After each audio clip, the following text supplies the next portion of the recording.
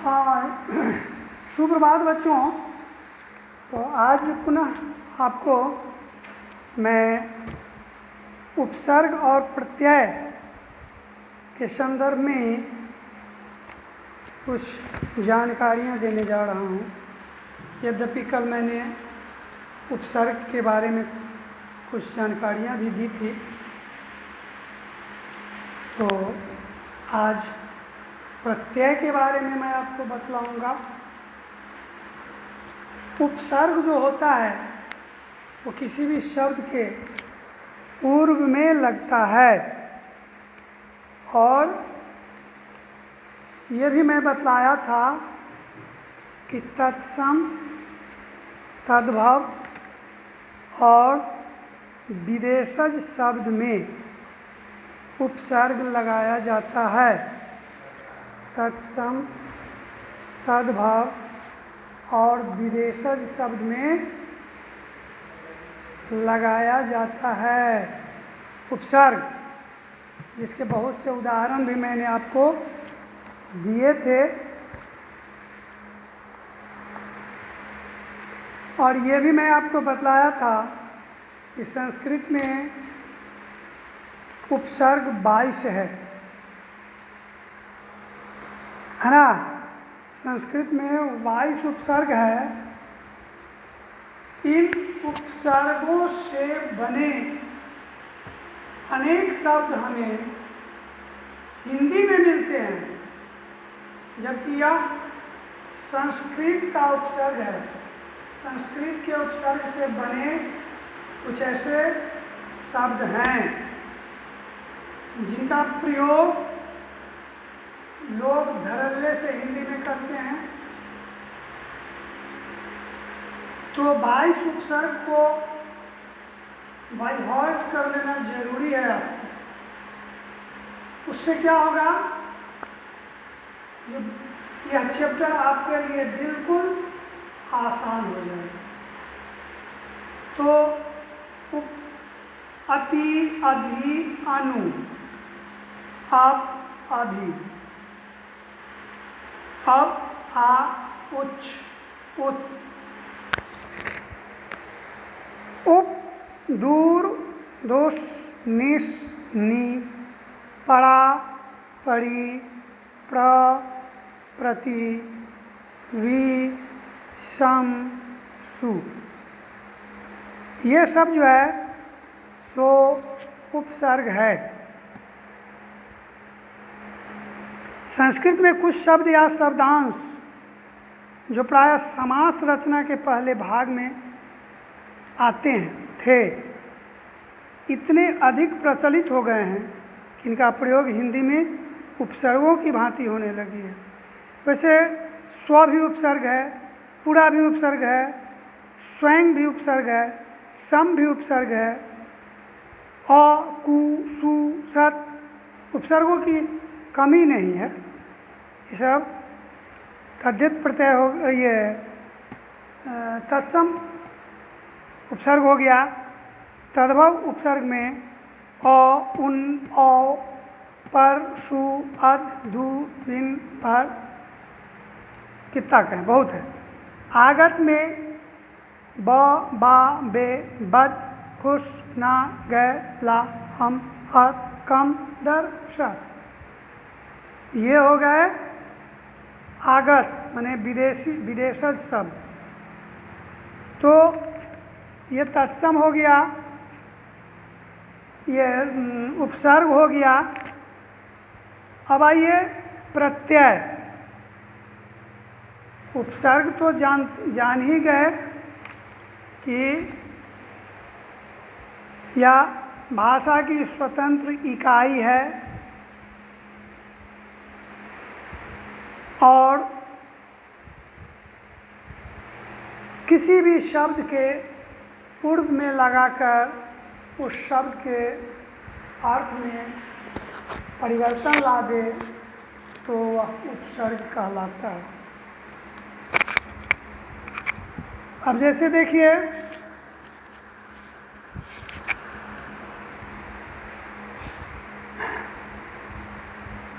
प्रत्यय में आइए। प्रत्यय में प्रत्यय है उपसर्ग से विपरीत। उपसर्ग किसी भी शब्द में पहले लगता है, प्रत्यय उसके बाद में लगता है। यही अंतर है उपसर्ग और प्रत्यय में। भाषा के वे लघुतम सार्थक खंड जो शब्द के अंत में जुड़कर नए नए शब्दों का निर्माण करते हैं, प्रत्यय कारक।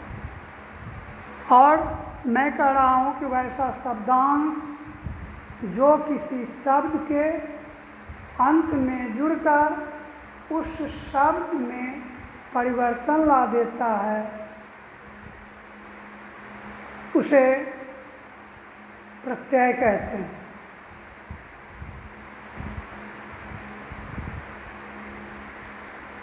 उसे क्या कहते हैं? प्रत्यय कहते हैं। हिंदी में संज्ञा, सर्वनाम, विशेषण और क्रिया के विभिन्न रूपों की रचना रूप साधक प्रत्ययों से होता है। जैसे संज्ञा में लिंग वचन कारक की कोटि के लिए, सर्वनाम पुरुष वचन कारक के लिए, तो क्रिया काल, पक्ष, वृत्ति, वाच्य आदि के लिए होता है। तो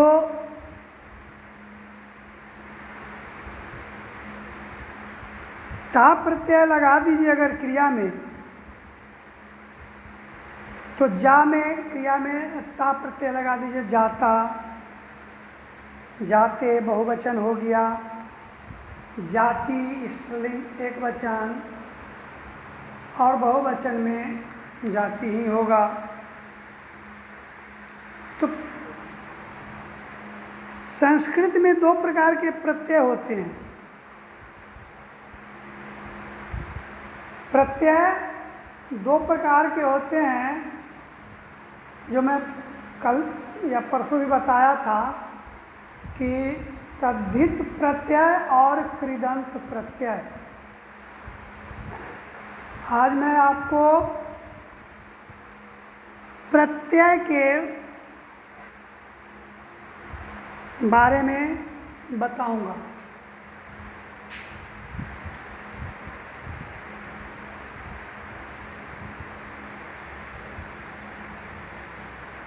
प्रत्यय, प्रत्यय जो है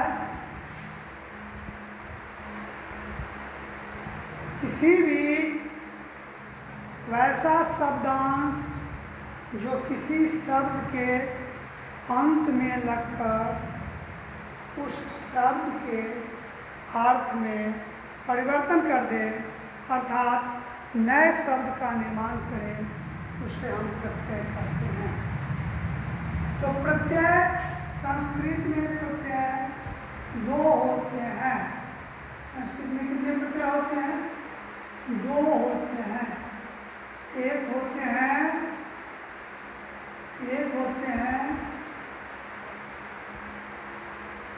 तद्धित और दूसरा होता है कृदंत। एक होता है तद्धित और दूसरा जो होता है कृदंत होता है।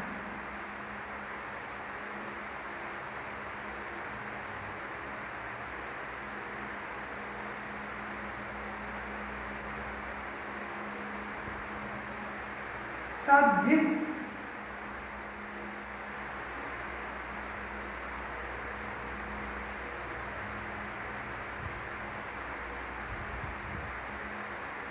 कृदंत, तद्धित प्रत्यय और कृदंत प्रत्यय।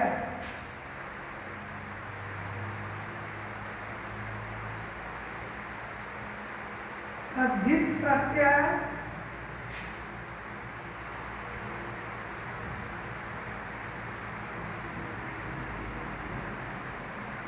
और कृदंत प्रत्यय।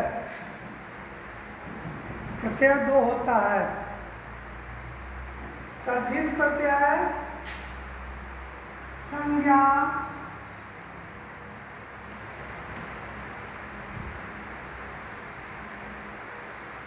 सर्वनाम,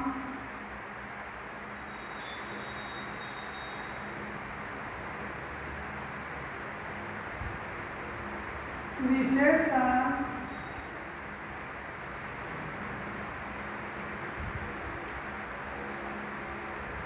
और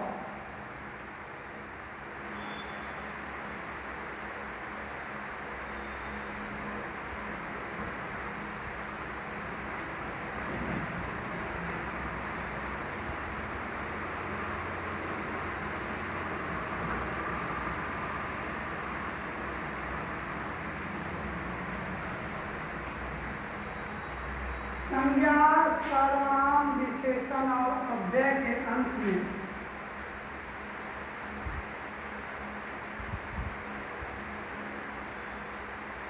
लगने वाले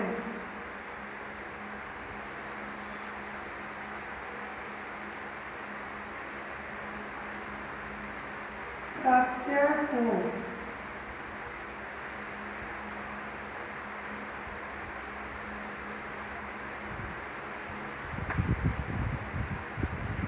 तद्धित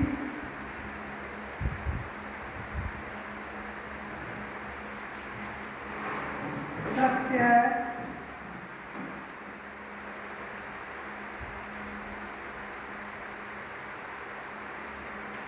कहते हैं। संज्ञा सर्वनाम विशेषण और अव्यय के अंत में जो प्रत्यय लगता है उसे तद्धित प्रत्यय कहते हैं। और कृत धन अंत कृदन तब धनहित तद्धित क्रिया के अंत में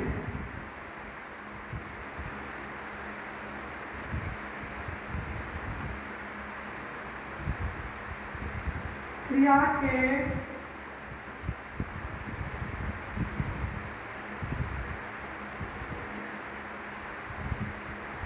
अंत में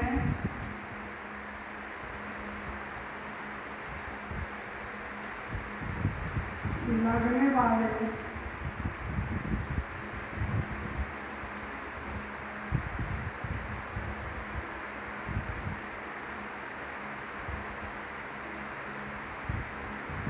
प्रत्यय को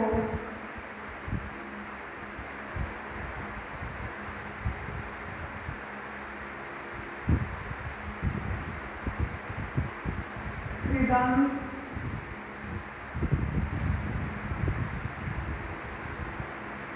प्रत्यय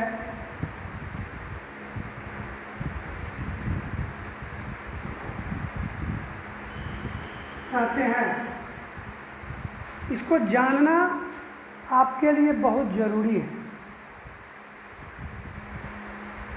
कि प्रत्यय दो प्रकार के होते हैं, तद्धित प्रत्यय और कृदंत प्रत्यय। तो तद्धित प्रत्यय किसे कहते हैं और कृदंत प्रत्यय किसे कहते हैं, ये जानना भी जरूरी है। इसलिए मैंने लिख दिया है कि संज्ञा सर्वनाम विशेषण या अव्यय के बाद में लगने वाले प्रत्यय को तद्धित प्रत्यय कहते हैं। और क्रिया के अंत में लगने वाले प्रत्यय को कृदंत प्रत्यय कहते हैं। बहुत सा ऐसा चीज़ है, हिंदी की उत्पत्ति तो बाद में न हुई है, सनातन से तो संस्कृत ही हमारी भाषा रही है और सभी भाषाओं की खास करके हिंदी की जननी संस्कृत को ही कही जाती है। तो हिंदी की जो उत्पत्ति हुई तो संस्कृत से बहुत सा चीज़ हिंदी में आ गया, हम लोग हिंदी में उसका प्रयोग करने लगे। तो ये संस्कृत का है प्रत्यय दो प्रकार के, तद्धित और कृदंत जो है संस्कृत का है। क्रिया धातु के बाद जो प्रत्यय लगता है कृत प्रत्यय कहलाता है। जैसे आई प्रत्यय, आई प्रत्यय लगाइए,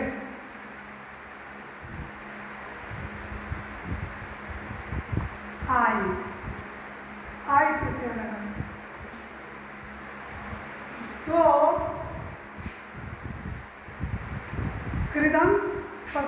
से बनाइए, आई से कृदंत प्रत्यय बनाइए। तो क्रिया के अंत में पढ़, पढ़ना क्रिया है, आई, पढ़ाई नहीं, लिख, लिखाई नहीं, आई प्रत्यय हो गया।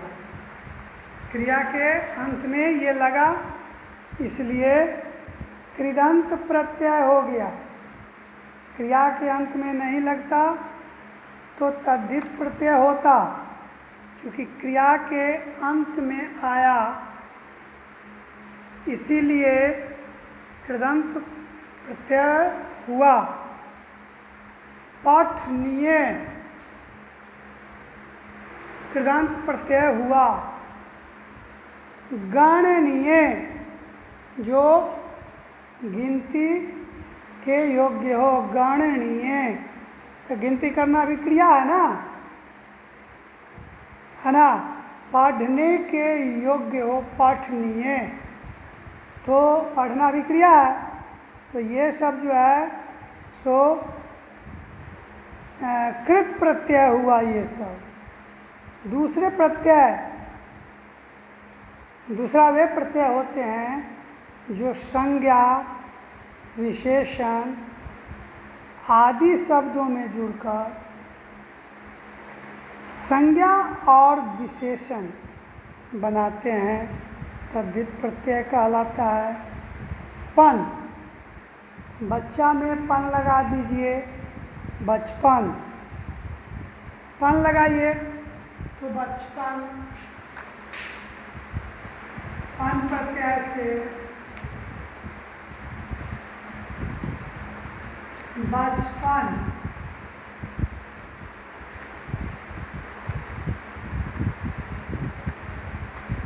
लड़कपन,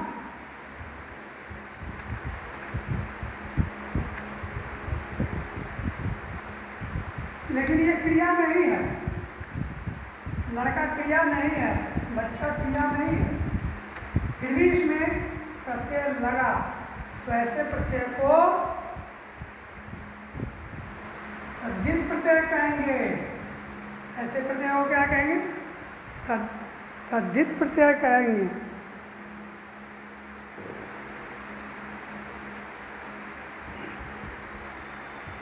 आप समझ गए होइएगा तद्धित प्रत्यय और कृदंत प्रत्यय।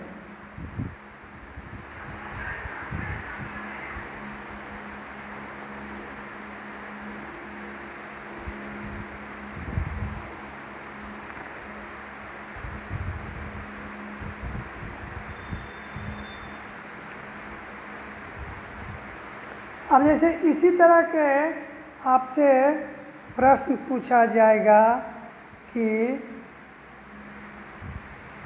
संज्ञा से संज्ञा, ये हम आपको बता दिए हैं कि तद्धित प्रत्यय जो है संज्ञा के बाद लगता है, सर्वनाम के बाद लगता है, विशेषण के बाद लगता है या अव्यय के बाद लगता है। समझे कि नहीं? तो संज्ञा से संज्ञा ही बनाना है।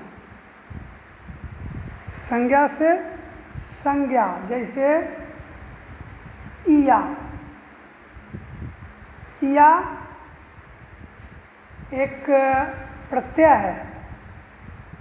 कौन चीज़ में इया लगाइएगा संज्ञा ही हो जाएगा। बिया, इया, खटिया, इया, बीटिया, इया, लाठिया, इया। समझे कि नहीं? अब देखिए, विशेषण शब्द है और उससे संज्ञा बनाना है, तो उसमें ताप प्रत्यय लगा दीजिए, संज्ञा बन जाएगा। लघु, लघु माने छोटा, लघु विशेषण शब्द है, ठीक है। ता लगा दीजिए, लघुता क्या हो गया, संज्ञा हो गया। सुंदर विशेषण है, सुंदरता संज्ञा हो गया। अपना विशेषण है, ऐसी हाँ अपना विशेषण है, और उसमें त्व प्रत्यय लगा दीजिए तो अपनत्व एक संज्ञा हो गया। समझ गया कि नहीं?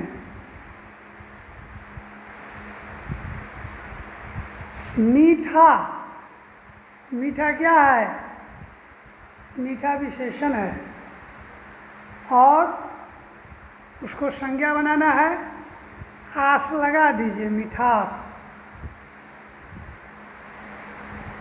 खटास, करवा, तो करवा से, करवा क्या है, तीता जिसको कहते हैं, करवा। आहट लगा दीजिए तो करवाहट। चिकना विशेषण है, चिकनाहट, है ना। लिखावट। अच्छा विशेषण है, आई लगा दीजिए, संज्ञा बनाना है, अच्छाई।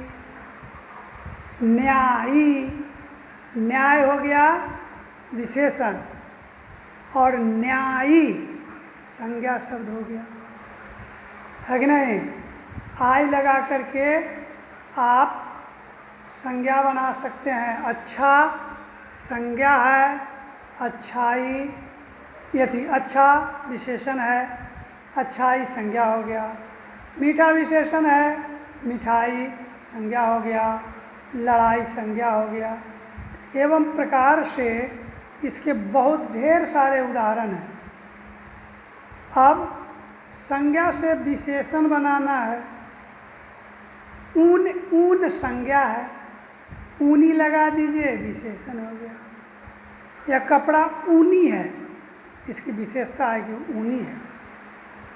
नागपुरी, भोजपुरी, गुलाबी, जहर क्या है, संज्ञा है, लेकिन जहरीला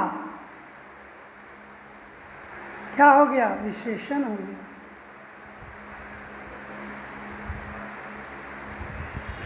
उसी प्रकार क्रिया विशेषण से भी आप विशेषण बना सकते हैं। आ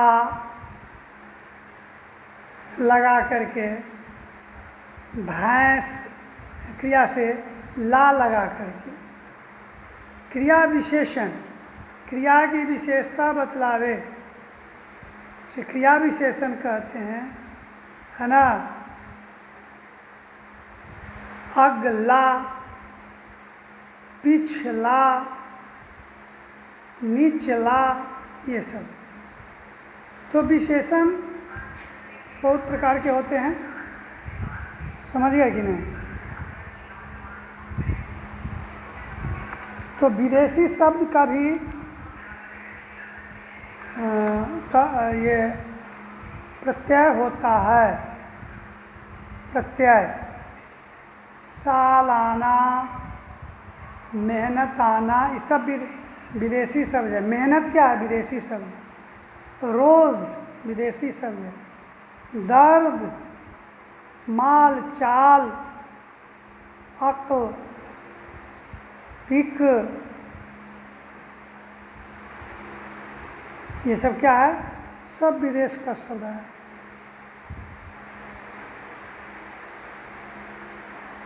अब आपको कुछ खास पॉइंट है प्रत्यय लगा करके शब्द बनाते समय। निम्नलिखित कुछ ऐसे बात हैं जिनका ध्यान रखना जरूरी है। मूल शब्द में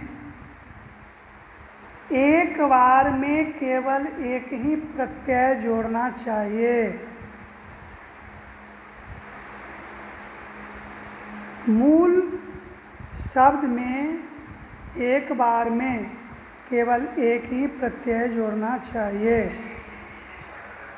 शब्दों में य व ई प्रत्यय जोड़ते समय शब्दों के स्वरूप में होने वाले ध्वनि परिवर्तनों का ध्यान रखना चाहिए। एक प्रत्यय जोड़कर भाववाचक संज्ञा बनाने से पहले संधि नियमों का भी ध्यान रखना चाहिए। जैसे परलोक ध्यानिक, पारलौकिक, ठीक है। वैसे कल फिर मैं आपको कुछ उदाहरण बतलाऊंगा। आज की पढ़ाई आपकी यहीं पे समाप्त हो गई। धन्यवाद।